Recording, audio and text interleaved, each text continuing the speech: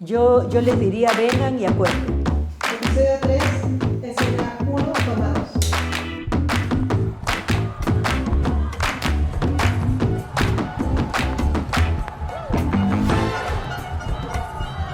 Hola, buenas noches. Estamos en La TIR, como todos los miércoles a las 8 de la noche. Hoy día para hablar de arte y feminismo. Estamos con Ana Correa y Micaela Tábara. Ana Correa es actriz creadora y parte de Yuachcani, y Micaela Tábara es activista feminista y parte de Trenzar. Muchas gracias por haber venido. Justo antes de comenzar conversábamos de lo importante que era hablar desde el cuerpo y desde la voz. ¿Cómo ha sido para ustedes eso? Bueno, es indispensable, ¿no? Yo creo que, como bien lo planteó Grotowski en su momento, cuando habla del teatro pobre, frente a un teatro que se había llenado de telones, de escenarios, de teatros instalados, en donde los vestuarios casi tapaban a los artistas, hay una recuperación del actor y de la actriz. Y esta recuperación va a ser casi, literalmente, puesta en ropa interior y para plantear la recuperación del cuerpo. O sea, a lo largo de esos años hemos trabajado siempre desde el cuerpo y desde la voz. Y a partir de este planteamiento, la recuperación del cuerpo significa la recuperación del actor y la actriz en escena, ¿no? Como la parte indispensable de las artes escénicas.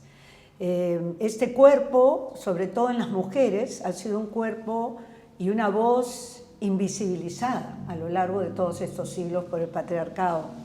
Y entonces, para las mujeres, sobre todo actrices, acuerpar, no solamente yo con mi cuerpo, sino además con mis demás compañeras en el espacio y sobre todo en el espacio público, es indispensable ahora, ¿no? Para nosotras desde Trenzar, hablar desde el cuerpo y desde la voz implica un cuerpo y una voz disruptiva, ¿no? Un cuerpo y una voz que incomoda, un cuerpo y una voz que no es fácil, ¿no? Sino que más bien busca lo revolucionario en el espacio público, en el espacio no convencional, y busca además un cuerpo y una voz que grite los testimonios de aquellas mujeres que durante toda la historia han sido silenciadas, o aquellas evidencias, aquellas personas que durante la historia, pero además el día de hoy también siguen siendo silenciadas, ¿no? Las voces y los cuerpos y las historias de personas que han sido desaparecidas, que han sido mutiladas, que han sido silenciadas. Para nosotros es bien importante que ese cuerpo y esa voz se coloque en el escenario o también fuera de él, ¿no? Y que pueda repercutir, que pueda hacer un eco. Y qué mejor hacerlo desde el arte, ¿no? Que busca también una poesía, un tipo de narrativa poética, pero revolucionaria, ¿no? No cómoda. Hay un punto que tienen en común, sé que tienen muchos, pero uno de los temas que es importante visibilizar y que han visibilizado es lo de Manta y Vilca, que creo que es una experiencia que las dos, o sea, es un hecho que las dos han querido visibilizar. ¿Cómo ha sido el proceso? ¿Cómo se ha dado esto? Yo hablaría quizá de 3 escenarios en el caso de las mujeres de Yuachcani, ¿no? El escenario propiamente dicho, que vendría a ser donde Yuachcani crea sus espectáculos a partir de un tema, teniendo claro un espectador, ¿no? Y este espectador o espectadora nos va a plantear unas nuevas búsquedas para llegar a ellos y a ellas. También un escenario comunal en donde Yuachcani realiza talleres con comunidades, socializando los medios de producción artística para ponerlos al servicio de la lucha de sus derechos. Pero el otro escenario que va a comenzar en la época del conflicto armado interno con más claridad para las mujeres es el escenario del mundo interno. Entonces, en este espacio nos solicitaron algunas organizaciones que trabajaban en derechos humanos, sobre todo, poder trabajar con mujeres que fueron víctimas de violencia sexual en la época del conflicto armado interno, del cual no se hablaba, ¿no? Entonces ahí nosotras empezamos a aplicar una serie de ejercicios que usamos dentro de los procesos creativos, en los laboratorios internos, para que pudiéramos buscar caminos de detener círculos de dolor, ¿no? O sea, teníamos compañeras que habían sido víctimas y que nos decían, tengo un dolor aquí terrible, yo quisiera arrancarme esto, ¿no? Entonces estábamos hablando de la necesidad de juntarnos y poder revisar ese dolor y cómo a través de una serie de ejercicios, como por ejemplo papelógrafos en el piso grandes, y tú te puedes acostar y te haces un croquis del cuerpo, y luego ese croquis lo llenas con un paisaje interno en donde habla la cabeza, habla el hígado, habla el estómago, hablan tus pies, hablan tus manos a través de la pintura, del dibujo, de la escultura.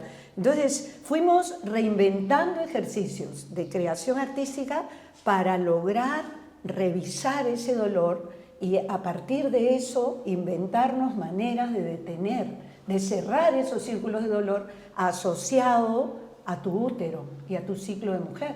O sea, nosotras somos, según la cosmovisión andina, divinas y humanas porque tenemos esta relación permanente, cíclica con la naturaleza, con la luna, con todo lo que gira, con todo lo que da vuelta, porque somos cíclicas cada 28 días, porque cuando decidimos ser madres, nuestro ciclo es de 9 meses, ¿no? Y entonces, esta posibilidad de dar a luz era la posibilidad de volverte a dar a luz, ¿no? De cerrar ese ciclo de dolor y abrir otro. Pero si no lo cierras, si te quedas con el dolor ahí abierto, no se da este proceso. Y entonces, a partir de eso, nos llega un informe de Demos, ¿no? Que ellas habían logrado, estas abogadas y psicólogas, es otra cosa maravillosa, ¿no?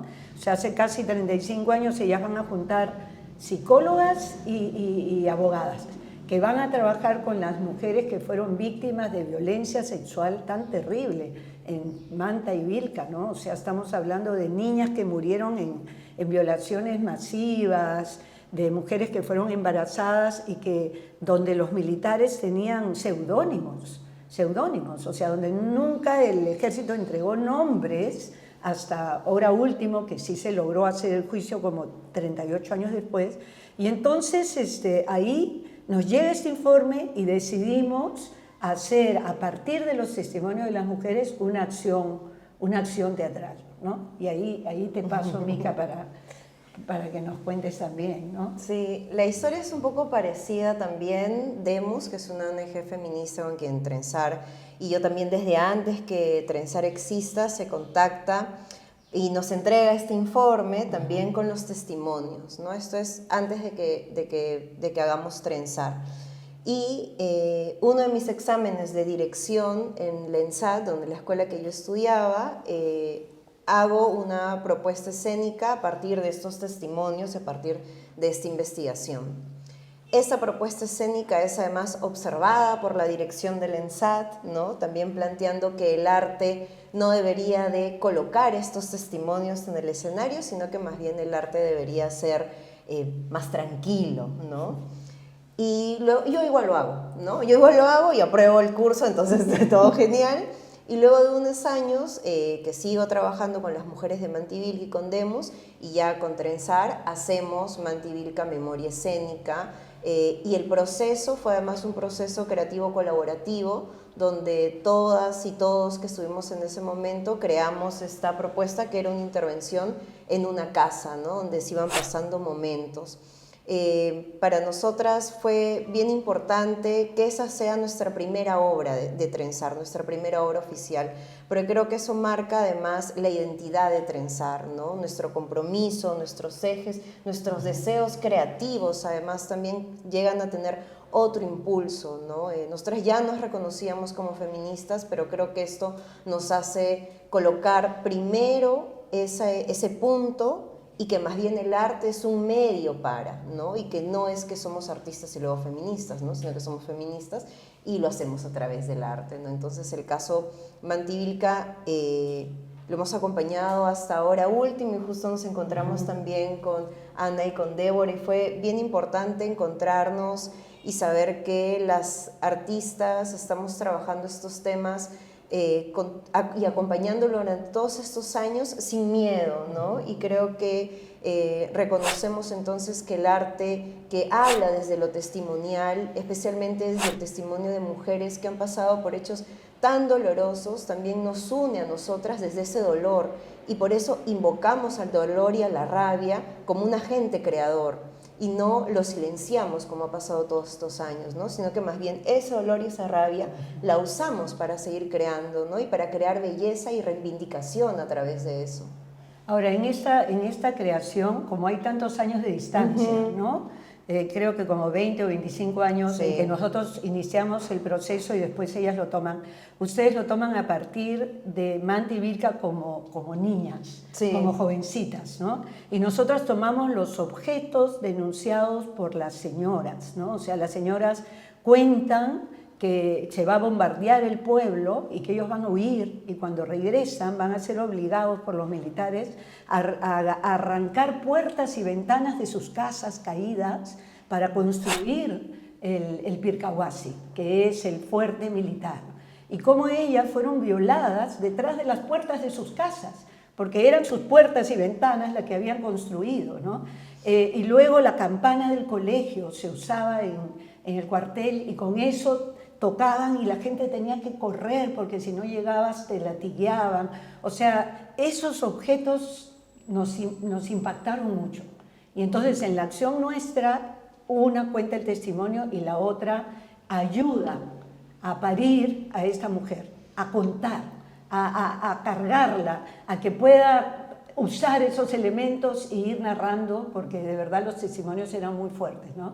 Y el día del juicio nos hemos encontrado, porque sabíamos de nuestros trabajos, pero ese día hemos estado en la calle, en la puerta, ellas accionando y Débora accionando también, y trabajando. Nosotros trabajamos con naranjas como posibilidad, porque el testimonio era tan fuerte que al final repartíamos naranjas representando a los niños. Son casi 37 niños que nacieron sin nombre, sin padre. Lo que las registraron fueron las mujeres, ¿no? Y entonces usábamos estas naranjas como símbolo de fruto, ¿no? De futuro, de buen futuro, y la gente lo reparte y lo pela y lo come y todo se llena de olor de naranja, ¿no? Y ese día en la puerta hemos compartido las naranjas, ¿no? Sí, creo que ha sido bien importante, bello, ese encuentro. Creo que lo recordamos y nos emocionamos también, porque para nosotras desde Trenzar, empezar el camino del activismo feminista ha sido un camino también solitario, ¿no? Y creo que quienes hacemos arte feminista o arte político podemos sentirnos un poco solas y solos también, ¿no? Este espacio tal vez también pueda hacer que nos sintamos como un poco en soledad, ¿no? Porque ¿quién es el otro par, no? Y entonces para nosotras encontrar a Ana, a Débora, y que sean nuestras referentes, y que además haber trabajado lo mismo, nos hace no sentirnos tan solas, ¿sabes? Y nos hace sentirnos, o sea, locas pero justificadas, ¿no? Pero decir, tal vez todos estamos un poco loquillas, ¿no? Claro. Y eso también es importante. Hay que estar loca para hacer esto, sí, ¿no? Sí, y seguras además. Creo que eso nos hace saber que no estamos yendo por mal camino, por más que los comentarios de los grupos conservadores o de la derecha o del fascismo nos diga que debemos declinar ante nuestros sueños, ¿no? Justo ahí va la siguiente pregunta. O sea, siendo que en el Perú el ciclo de violencia se repite, y eso, no sé si es un ciclo o ya es una constante simplemente. No sé si simplemente, pero es una constante. ¿Cómo ven lo que está pasando hoy, no? O sea, ¿cómo ven lo que están pasando hoy cuando hay una arremetida tan fuerte desde los sectores que tienen más poder, donde los derechos de las mujeres, de la comunidad LGTB, donde los niños no importan, donde lo único nos están pasando una planadora por encima, y dentro de esa planadora también está el arte, porque hay censura, y se sigue creando desde ahí, desde lo que estamos viviendo, y se suma lo que ustedes ya han hecho? Entonces, ¿cómo están enfrentando este momento? Yo creo que esos tres espacios, escenarios del que te hablé, en el caso de nosotras permanece y es indispensable.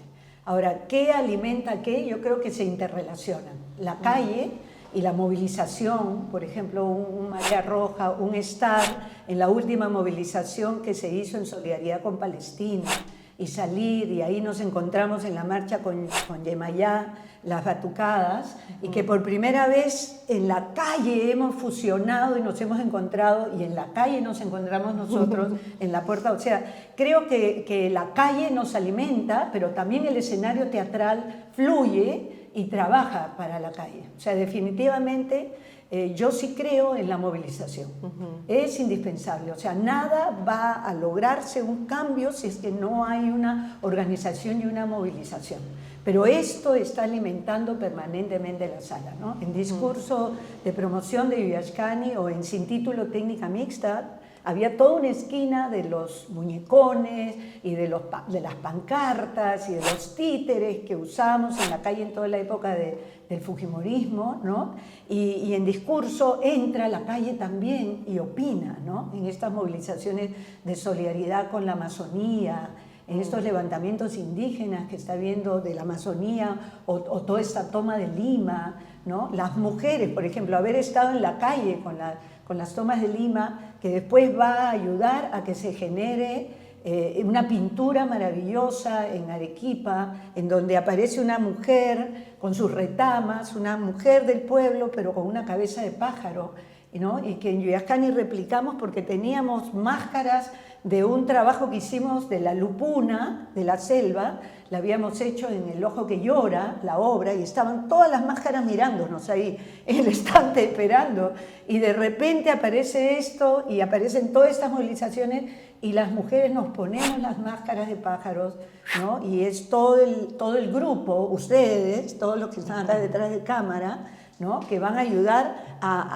que van a seguir regando esta pequeña semilla de que sale de un cuadro, pero que a la vez está Aida Aroni atrás, ¿no? Diciéndonos, yo no peleo con palo ni con piedra, yo peleo con mi voz, con mi palabra, con mi cultura, con mi pollera.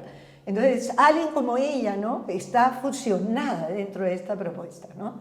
Yo creo que aquí, en el caso de las mujeres, recuerdo un compañero que siempre me decía, pero ustedes las mujeres no dicen, ¿cómo me decía? Es un reaccionario, sino decía, es un estúpido reaccionario.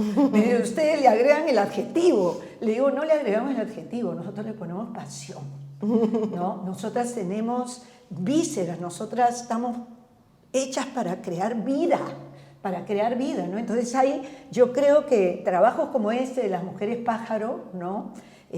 Tiene ese sentido, ¿no? Tiene a esa Aida Aroni bien dicha y bien luchada afuera con su bandera, ¿no? Reclamando y movilizándose, ¿no? Y movilizándose. Entonces, creo que hay esta alimentación constante, ¿no? Para nosotras la pregunta que acabas de hacer es una pregunta que justo nos hemos hecho hace poco también, ¿no? Porque nosotras hemos recibido amenazas directas, ¿no? También en cuestión de nuestro espacio, han ido los del grupo, ¿no? Conservadores a gritarnos cosas a la puerta de la casa, nos han dejado hermosos escritos en las paredes, ¿no? Nos han dejado cosillas por ahí que además atentan contra nuestra seguridad también personal, ¿no? Entonces, una de las cosas que hemos planteado es continuar, persistir, ¿no? Es un compromiso que hemos tomado y es persistir y seguir siendo visibles, que nos parece súper importante como respuesta contra esto que está ocurriendo en este contexto, en esta coyuntura, ¿no? Seguir siendo visibles, seguir siendo rabiosas, seguir siendo histéricas, seguir gritando en las calles, seguir colocando nuestro cuerpo y nuestra voz para que siga siendo disruptivo, pero también para disputar narrativas, y eso nos parece bien importante, poder disputar las narrativas y poder colocar la verdad en nuestras piezas de arte, ¿no? Nosotras llevamos también varios años, ya como 5 años, trabajando con el colectivo de madres de hijas desaparecidas. Hemos hecho una obra que se llamó 48 horas para encontrarte, con esta obra pudimos recorrer varios lugares del país con los testimonios de las madres, de los padres, en el proceso de búsqueda de sus hijas, ¿no? Y hicimos también Melissa, una constelación que habla sobre Melissa Alfaro, una periodista que fue asesinada con un sobrebomba. Y estos procesos además creativos se construyen con las familias, ¿no? Es decir, no es que solamente lo miramos desde lejos, sino que las familias están en el proceso de creación también, van viniendo los ensayos, van leyendo las obras, van ellos y ellas decidiendo qué decimos y qué no decimos, ¿no? No es solamente nosotras las que decimos, sino es también los familiares, porque es la historia de ellos y de ellas, ¿no? Nosotras somos solamente un canal, no es nuestra historia, o sea, la abrazamos y la reivindicamos, pero vamos con los familiares. Entonces, una de las cosas es que el trabajo con los familiares también hemos decidido que sea más cercano todavía, ¿no? Para que nuestras piezas puedan hablar con la verdad, ¿no? Y hablar con la verdad desde el arte. Y nos parece importante seguir disputando lo simbólico, seguir disputando los símbolos que nos reconocen, como la bandera, como hablar de la patria, como hablar de la verdad, ¿no? Entonces, hay esos 3 puntos que nos parece importante, el seguir siendo rabiosas, histéricas, ¿no? Seguir incomodando desde el cuerpo y desde la voz y desde la creación. Trabajar con la verdad, ¿no? Porque la verdad está desde nuestro lado y desde ese lugar es del que hablamos. Y como último punto y no menos importante, el trabajo con los familiares, ¿no? Nos parece importante que el arte salga de esa jerarquía cultural, estética, ¿no? Y que más bien se coloque más de cerca para poder llevar estas historias que son reales y que son verdad, ¿no? O sea, creo que hay que disputar desde ahí lo simbólico, disputar la narrativa, ¿no? Y no declinar. Me parece bien importante porque, volviendo a repetir un poquito lo que dije hace un rato, la discriminación parte desde el propio Estado, ¿no? O sea, hay frases terribles donde hay una cantidad increíble de niñas violadas en la selva y no solamente no se hace nada, sino que lo justifican como un tema cultural. Sí. Y así podríamos ir a N cantidad de cosas que se viene diciendo desde el Estado y que se repiten en los medios sin cuestionar que eso se pueda decir. Entonces, responder con rabia, responder con todo y desde el arte me parece súper importante, pero ahí cómo se hace para cuidar el colectivo y cómo se hace para el autocuidado y poder seguir generando. Qué interesante. Claro.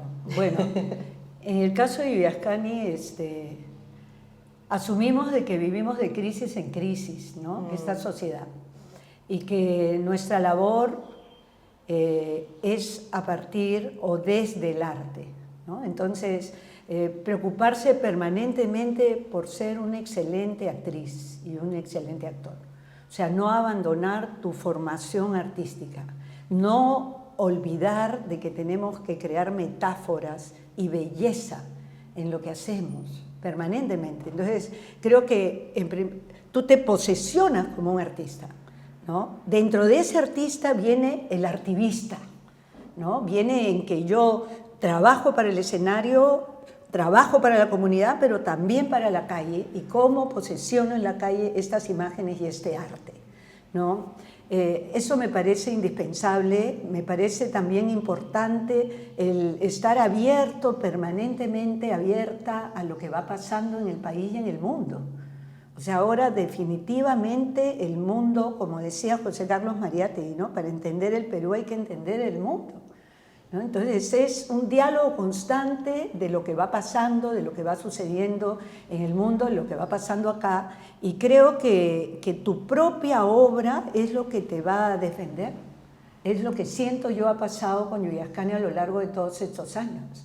O sea, en toda una primera etapa que hemos sido muy militantes, en donde hemos hecho un teatro, podríamos decir hasta panfletario y necesariamente panfletario, a pasar a esta etapa en donde nos definimos como artista y por lo tanto mi entrenamiento de actriz, de mi cuerpo, de mi voz, de mi fantasía, de lo que yo pueda recibir, de lo que va pasando en el país y esta acumulación sensible que hace cada actriz y cada actor en relación a un tema para poder construir en grupo. Es algo que me parece importante, el grupo, la célula. O sea, no es ya quizá la época en que Viviascani va a cumplir 55 años, Yo no le pido a los jóvenes con los que ahora trabajo, enseño, que construyan un grupo que va a vivir 55 años. Yo ahora hablo de células vivas, ¿no? O sea, nos juntamos, se construye una célula viva que tiene un desarrollo, cierra eso y se abre a otra cosa. Siento que ahora es así. Y si Yuyascani sigue junto es por fortalecer, o sea, ¿qué es lo que quisiéramos nosotros que tomen los jóvenes? Los principios y la consecuencia y la ética y el amor al país, ¿no? Porque y de ahí hay que armar ese círculo y se cierra, que termine bien y abro otro, ¿no? O sea, si un círculo se cierra bien, es capaz de hacer un contraimpulso hacia otro, ¿no? Entonces yo creo que es eso lo que nos defiende, nuestra voluntad, nuestra ética, ¿no? Nuestro compromiso y estar ahí, no dejar de estar ahí, ¿no? Hasta que la vida nos dé, hay que estar ahí, ¿no? Qué bonito. Sí. Se cayó. Qué bonito. Ay, mi conejito. Acá encima. Bueno, nosotras, son varios aspectos desde Trenzar, ¿no? Uno de ellos es el espacio de la casa, porque nosotros tenemos una casa cultural y que además no tan solo alberga los proyectos de Trenzar, sino que alberga los proyectos de otros grupos también, ¿no? Entonces, tenemos algunos mecanismos de seguridad, ¿no? Entonces, que siempre hay un grupo que esté alerta de qué es lo que está pasando en la casa, tanto las personas que estamos adentro de la casa como las personas que están afuera del espacio, ¿no? Como un mecanismo de autocuidado también. Cuando Trenzar sale a hacer intervenciones en el espacio público, tenemos también una coordinación con abogadas, con abogados aliados que saben que vamos a salir y saben quiénes son las personas que vamos a salir, ¿no? Otra forma también de cuidarnos es las hermosas alianzas que tenemos con otras organizaciones o con otros grupos de psicólogas que también nos acompañan en diversos procesos, ¿no? Porque siempre trabajamos temas complejos, igual que Yuyascani, y esos temas complejos son muchas veces también dolorosos, ¿no? Y son dolorosos para nosotras también interpretarlos. Entonces, tenemos también un acompañamiento psicológico grupal de vez en cuando, ¿no? Y tratamos de tener espacios que no necesariamente sean los creativos, sino tener espacios de juntarnos a comer, juntarnos a conversar, juntarnos a ir a la playa, ¿no? A tener desfogues sanos para que el otro se pueda seguir sosteniendo, ¿no? Son los mecanismos como de autocuidado, de cuidado que hemos logrado construir durante estos años, porque nos hemos dado cuenta que también eso afecta en el proceso creativo y afecta cuando estás en el espacio, ¿no? Porque cuando haces una intervención en el espacio público con tus compañeras, no tan solo te cuidas a ti, sino que cuidas, el resto te cuida y tú cuidas el resto, ¿no? Entonces, eso es bien importante como plantearlo, ¿no? Y esos cuidados vienen a partir de los afectos. No pensamos que tenemos que amarnos y ser las mejores amigas para cuidarnos en el espacio público, porque uno tiene que cuidar a la otra y al otro siempre, ¿no? Pero sí nos parece importante cuidar los afectos, cuidar la comunidad, cuidar todos esos espacios, ¿no? Desde esos lugares, ¿no? En un momento donde todo, no todo, pero mucho, nos lleva a querer fragmentarnos, o eso quieren que creamos, que estamos partidos, lo pongo en duda, pero en todo caso el discurso es que estamos partidos, ¿no es cierto? Hay encuentros que sostienen. Entonces, ¿qué experiencias colectivas les han permitido sentir esa comunidad, ese abrigo, ese impulso que dicen, no, acá hay fibra para seguir y hay para rato? O sea, claro. esto da para más. Mira, en el caso nuestro ha sido indispensable haber sido parte del movimiento del proyecto Magdalena, ¿no? Un proyecto que nace hace casi 40 años, impulsado por actrices, miembros de grupos de teatro, ¿no? Tanto en Europa, en Estados Unidos, en América Latina. Teresa Ralli, que es fundadora de Yuyascani, ella va a ser invitada muy joven a uno de estos encuentros, y el objetivo de este movimiento era que a pesar de que el diagnóstico era que a pesar de que somos muchas más mujeres en los grupos de teatro, siempre era un hombre el que dirigía el grupo, ¿no? Y siempre eran los hombres los que escribían. Y entonces a partir de este encuentro empezamos las mujeres a mirarnos, las mujeres de teatro, y empezamos a comprometernos. Se convirtió como en un útero, donde empezamos a comprometernos de ir más allá, ¿no? De no solamente dedicarnos a ser actrices y a administrar el grupo y sostenerlo, sino además, ¿por qué no también a dirigir, a escribir? Y empezamos a escribir en escena con demostraciones y desmontajes, ¿no? O sea, a partir de esa experiencia, y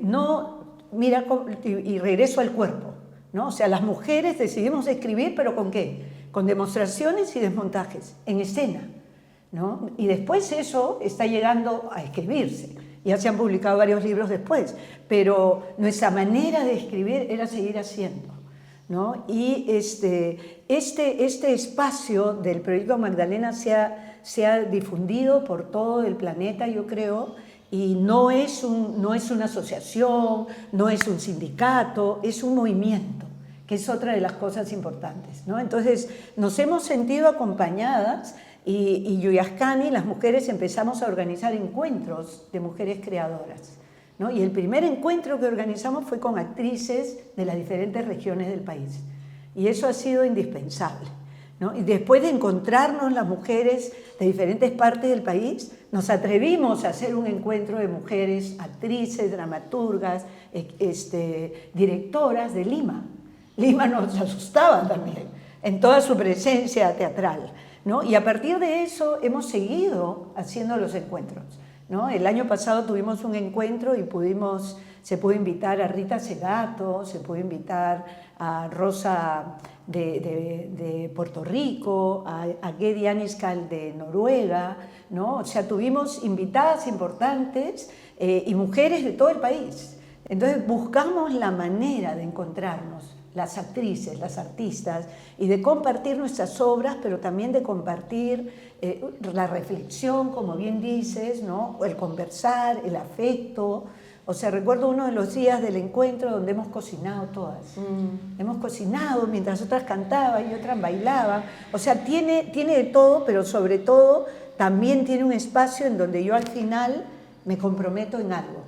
Y frente a este gran útero, yo digo, yo quiero sacar esto, yo quiero hacer esto, ¿no? Y como lo hice público, ya tengo testigas, ¿no? Pero además tengo ese útero que me va a ayudar a parir. Yo creo que es también cómo ayudamos a seguir pariendo, ¿no? Cómo logramos en esta vida tan difícil, en toda esta agresión, porque yo soy muy asidua a trenzar, ¿no? Tanto las chicas me han invitado como yo he pedido espacio para ensayar, porque es un espacio de libertad, es un espacio posible, ¿no? Porque el movimiento de mujeres nos autoconvocamos y nos autofinanciamos. O sea, no es que tú consigues un dinero y vienen y te dan un apoyo, tipo USAID, ¿no? O sea, no. Tú, por ejemplo, en Marea Roja va a hacer una movilización y entonces la gente empieza a poner su yape, ¿no? O sea, tenemos esa conciencia y esa necesidad, ¿no? Entonces, creo que de este entretejido, este útero grande de mujeres, de encontrarnos, de solidarizarnos, de mirarnos, de contagiarnos, de alentarnos, es una nueva manera de no repetir el liderazgo y la jerarquía patriarcal que hemos tenido como modelo, ¿no? Y tenemos que ir saliendo las mujeres de ahí. O sea, ¿cómo vamos a construir este nuevo liderazgo, estas nuevas relaciones en nuestros grupos para que seamos algo diferente, algo distinto, algo integrador, algo comunal, ¿no? Yo no sé si la palabra sea divididos, como mencionabas tú, o divididas, pero sí creo que es un movimiento un momento en el que estamos todos un poco fragmentados. Creo que estamos con miedo también a la organización, creo que estamos con miedo a la calle, ¿no? Creo que el movimiento, los movimientos sociales, estamos un poco cansados también, ¿no? Y yo sí siento un poco de desesperanza, ¿no? Para ser honesta, o sea, y me parece importante también colocarlo como una crítica, como una autocrítica también de mi activismo, de mi hacer política, ¿no?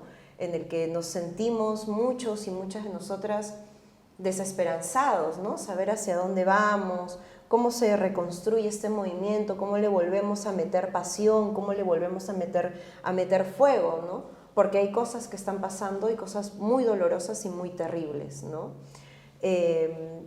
Pero sin embargo, las actividades comunitarias continúan, no han parado. Las movilizaciones puede que hayan bajado el número de cantidad de personas, pero no han parado, han continuado, ¿no? Hace unas semanas nada más en Trenzar se dio el sexto encuentro latinoamericano de educación menstrual para mujeres y disidencias, ¿no? Y me pareció bien importante ver a 93 personas menstruantes en el espacio, ¿no? O sea, me pareció, y verlas de distintos lugares de Latinoamérica venir a encontrarse, ¿no? Creo que hay que seguir generando más espacios de encuentro, ¿no? No porque los que haya no son suficientes, no quisiera que se entendiera desde ese lugar, sino porque creo que hay que revivir esa pasión por la disputa, revivir esa pasión por el gritar, por el enojarnos aún más, ¿no? Creo también que es otra era, ¿no? Inclusive para nosotras desde Trenzar, que podríamos ser un grupo más joven, pero también es otra era, es otro ritmo en el que nos tenemos que afrontar y enfrentar, y creo que tenemos que estar también en esa calidad de ritmo para que el espacio sea aún más convocante, porque yo sí creo que todas las personas estamos hartas y hartos de lo que está pasando. O sea, eso es un sentido común, creo, ¿no? Eso creo que nadie lo va a debatir, ¿no? Es 2%. ¿no? 0 y 2%. 0 y 2%, estamos, ¿no? O sea, todo el mundo estamos hartos de lo que está pasando, hartas. Pero sí creo que ese hartazgo hay que ver formas de canalizar y que pueda ser un espacio en el que todos y todas nos podamos sentir identificados e identificadas. Creo que somos un movimiento social que en la interna necesitamos sanar heridas políticas, ¿no? Y creo que ese espacio sí no lo estamos mirando del todo. Hay heridas políticas que tenemos que resarcir, sanar, volver a entendernos como comunidad, ¿no? Volver a que salga ese fueguito político, ¿no? Y sí, tal vez puede ser desde la comida, desde el juego, no lo sé, ¿no? Debe ser que es un espacio más dinámico. Y creo también, no sé, a mí me ha pasado quizá la experiencia que he tenido de la creación de María J, de María Jesús Alvarado, ¿no? Ver a las primeras, ver a esta mujer luchando toda su vida y reinventándose cada vez, ¿no? Entonces yo creo que parte de nuestro aliento también está en reconstruir la memoria histórica de las mujeres que lucharon antes que nosotros, ¿no? Creo que a veces uno se siente así porque está fragmentado, todo está fragmentado, ¿no? Pero ¿cómo reconstruir esto para fortalecernos, ¿no? O sea, ahí tenemos que fortalecernos y sentir, como decía la María Jesús Alvarado, que tu pequeña lucha es parte de un todo, ¿no? Y que cuando nos vayamos no va a quedar ahí, va a ser parte de un río inmenso, ¿no? Algo que quieran contar, algo que quieran comentar, algo que se haya quedado ahí en el tintero. Tu cherry, Anita. Tu cherry. No, tu cherry del libro. Nuestro libro. Ya, eso. Bueno, hablando un poco también como de esta rabia. Nosotras de Trenzar hace 3 años, junto con Anita también que ha sido convocada, hemos abierto una residencia que se llama Rabia, que es una residencia de activismo interdisciplinar antipatriarcal. Y después de 3 años de primero la residencia, luego hicimos un encuentro rabioso donde también estuvo Anita como facilitadora. Hemos sacado una sistematización de un manual que está de libre descarga, donde está la metodología, pero también los testimonios de quienes han formado parte de todo este proceso, ¿no? Y eso que está para que se piratee, para que se difunda, para que se comparta y para que más gente haga activismo y para que lea los testimonios y para que se vea que el arte político es también disciplina, que el arte político también es arte, pues, ¿no? ¿Sí? Y Claro. acompañadas de la maestra Ana Correa. Pues. Y bueno, en el caso de Yuyachkani, vamos a reponer Santiago en julio y luego viene el Laboratorio Abierto Internacional con 40 participantes de América Latina y luego viene el repertorio. Estamos camino a los 55 años, así que la casa va a estar abierta, siempre está abierta, ahorita ustedes vayan, está en programación constante, pero Yuyachkani camina con su memoria viva, ¿no? El repertorio de Yuyachkani es parte de la memoria del país, ¿no? Así que los invito y las invito a venir a la casa de Magdalena del Mar. Muchísimas gracias. Y ahora sí, ya, para cerrar, ¿qué mensaje le darían a quienes hoy sienten que el arte feminista puede ser un espacio, un refugio y una forma de crear comunidad? Yo les diría, vengan y acuerpen, ¿no? Somos ubicadas, se nos puede ubicar y es el momento de que estemos juntas y de que nos movilicemos juntas. Lo mismo, ¿no? Por dos. Por dos. Por dos. Que vengan al espacio, que es un espacio para todas y todes, es un espacio para mujeres trans, para personas de género no binario también, que necesiten un espacio para ellas y para ellos, ¿no? Entonces, y que se animen también a lanzarse por sus sueños, ¿no? Creo que Trenzar y mis creaciones, no necesariamente dentro de Trenzar, también fuera, han sido a partir de sueños concretados, ¿no? Y ha sido a partir de lanzarme a la piscina sin saber nadar muchas veces, ¿no? Y supongo que Yuyachkani también es un sueño colectivo que se mantiene durante tantos años y los sueños pueden ser largos y pueden ser hermosamente fructíferos, ¿no? Entonces eso, que se lancen a la piscina. Como ustedes. Sí. Ahí estamos, ahí estamos. Nada, en verdad, muchísimas gracias a las dos. Y nada, si hay, como ya dijimos al principio, si hay cuerpo hay memoria, si hay latido hay lucha, y el arte feminista no solamente es el presente, sino que es una forma también de imaginar el futuro, y eso importa. Y nos vemos el próximo miércoles a las 8 de la noche. Sí. Bien. Esto sale el otro día. Yeah.